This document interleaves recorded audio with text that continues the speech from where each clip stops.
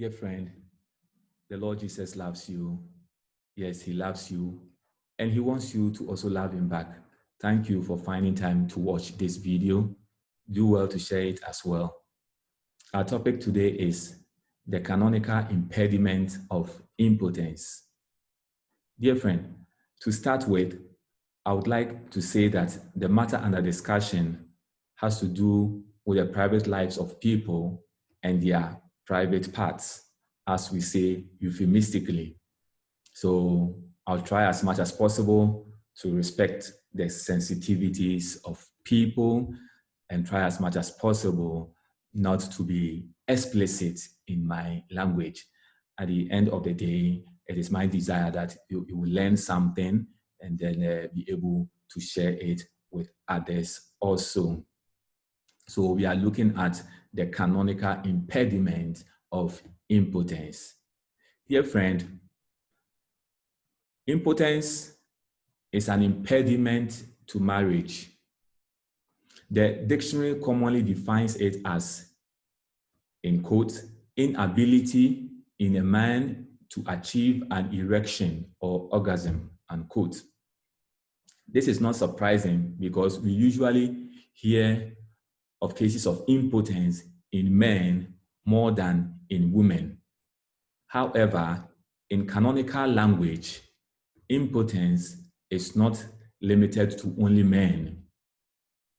It may be simply defined as the incapacity of a spouse to perform a complete conjugal act.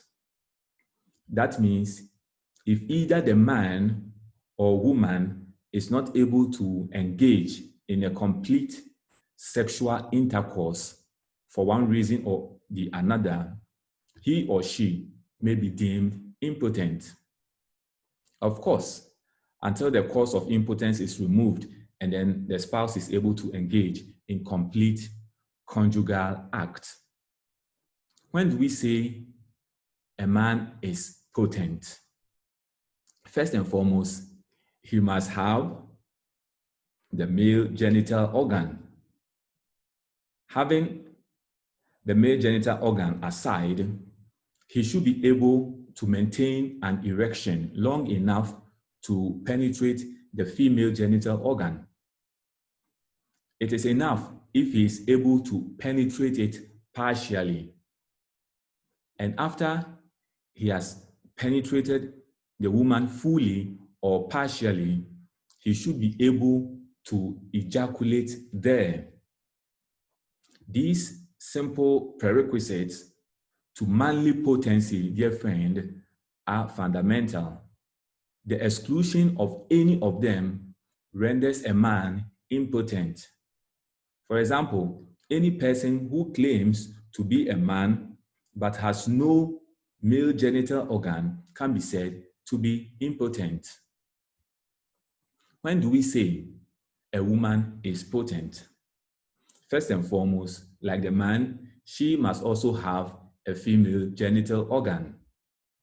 And having the female genital organ aside, she should be capable of receiving an erect male genital organ. Here too, any person who claims to be a woman but has no female genital organ cannot be said to be a woman, at least not as canon law understands it. So let us remember that we are treating this topic from canonical point of view. One thing, dear friend, we must also get clear is that sterility is not the same as impotence. That means a woman who lacks post-vaginal reproductive organs is not considered impotent, but sterile. This can be as a result of many factors, such as a natural defect or a medical intervention. Issues of impotence, dear friend, generally or usually require expert advice. The man or the woman would have to be examined to ascertain the existence or otherwise of impotence. Canonists, such as John P. Beale et al., also hold that a man was impotent if he could not ejaculate semen articulated in his testicles, whether the incapacity was a result of a natural defect, an accident, or a surgery. The point is that a man who is unable to complete a conjugal intercourse is deemed impotent. Dear friend, in canonical circles, there is a distinction between organic and functional impotence, and we will explain them. In terms of organic impotence, we are talking of the absence, malformation, or underdevelopment of the genital organs. So there is no genital organ, and the formation has a problem, or it is underdeveloped. Then we are talking of organic impotence. These conditions undoubtedly make the completion of intercourse impossible. Because to be potent, you should be able to have a complete sexual intercourse. In terms of functional impotence, that has to do with a nervous or psychological condition that prevents the person from completing the act of sexual intercourse, even though the person possesses intact genital organs. So organic malformation or underdevelopment of the genital organs, but functional impotence has to do with the nervous or psychological condition of the person. So whilst the person has the genital organs, but the person for one reason or the other is not able to complete the act of sexual intercourse. Dear friend, we can go further to describe organic and functional impotence as either absolute or relative. Absolute impotence prevents a person from marrying anyone. So the person cannot marry anybody because the person is impotent. That is absolute. As the name states, it is absolute impotence. On the other hand, relative impotence renders a person incapable of marrying only some particular persons. So absolute impotence, the person is not able to marry anyone at all. But relative impotence, the person may be able to marry A and B, but maybe C and D, the person is not able to marry them for one reason or the other. That is relative impotence. Dear friend, we shall now focus on what Canon 1084 says about impotence in specific terms. So what we have said above is impotence in general terms, but now we have to look at impotence in specific terms. So Canon 1084, paragraph 1 says, and I quote, antecedent and perpetual impotence to have intercourse, whether on the part of the man or the woman, whether absolute or relative, nullifies marriage by its very nature. One scholar, Ernest Caparros et al., they state, and I quote, the very wording of paragraph 1 indicates that impotence is an impediment of natural divine law. They continue, consequently, it cannot be dispensed. So the impediment of impotence, it's not a human law. It is a natural divine law. And if it is God's law, divine law, then it cannot be dispensed of. They again hold that the three requisites needed for impotence to be considered an impediment are A, antecedent to marriage, B, perpetual, and C, certain.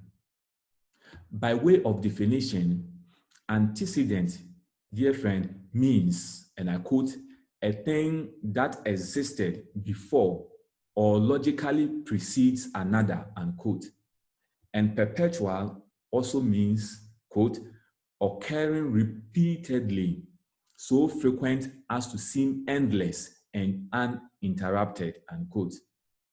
Going by these general definitions of antecedent and perpetual, which qualify impotence as used in the canon to invalidate marriage, it must be both antecedent, that is, prior to the exchange of the consent, and perpetual. So the impotence must not be after the marriage. It must be before the marriage and then perpetual.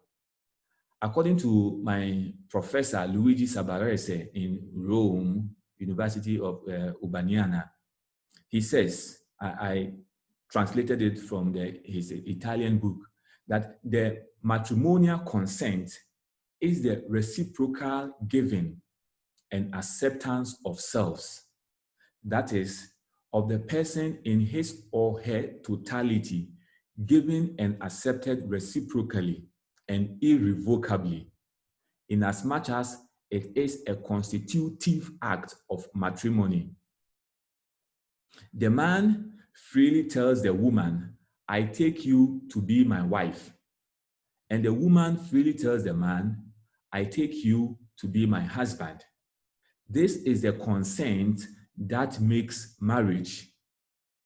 The moment this consent is given and accepted by the church through the officiating clergy, there is established a covenant that cannot be revoked. And one of the videos I have made on YouTube is on the matrimonial consent. So you can go and watch that to get more info about matrimonial consent. Let us continue. Dear friend, it must be clearly noted that the impotence must be prior to the exchange of consent or before the wedding.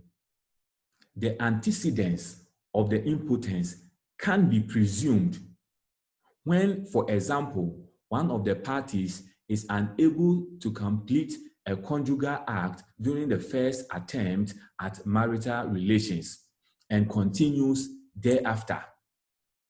So you know that it is before marriage, no sexual intercourse. So you may not know whether the person is impotent or not. After marriage, it must be consummated. So if the consummation was not possible after the marriage, then we presume the antecedents of the impotence. Medical experts also come in handy to help establish the existence and antecedents of organic impotence, that is, the absence, malformation, or underdevelopment of the genital organs. Dear friend, apart from establishing the existence and antecedents of organic impotence of the affected person, the medical experts can also declare whether the condition can be cured through licit and ordinary means. So the person is impotent. Can the impotence be cured? And not just any cure, but the cure must be licit and ordinary means. John P. Beale et al. Say, licit means are forms of treatment that do not violate Christian sexual morality. So that must be taken into consideration. Ordinary and extraordinary treatment, on the other hand, depends on the state of medical science and the practical availability of treatment to the affected persons. In the absence of both licit and ordinary means of treatment, organic impotence is considered perpetual. Dear friend, whereas organic impotence is relatively easy to establish, that cannot be said of functional impotence, because remember, functional impotence has to do with the psychological makeup of the person. It is usually difficult to find the precise cause of functional impotence. In fact, judges are not ignorant of the fact that some postmarital conditions may contribute to this situation. That notwithstanding, the judge in church tribunal is required to reach moral certainty to conclude on issues of impotence. So impotence is a very big deal, and it can invalidate a marriage. So when couples marry and later it is realized that one of them is impotent, the issue must be referred to the tribunal, and the tribunal, through its processes, will establish whether indeed the person is impotent. And then if that invalidates the marriage as canonical provisions establish, then that marriage will be nullified. If you have enjoyed this video, why don't you like, comment, and share it with your friends? Invite them to visit my YouTube channel, Father John Patrick Tindana, and subscribe to it so that we can all keep deepening our Christian Catholic faith. I wish you joy and peace. Thank you.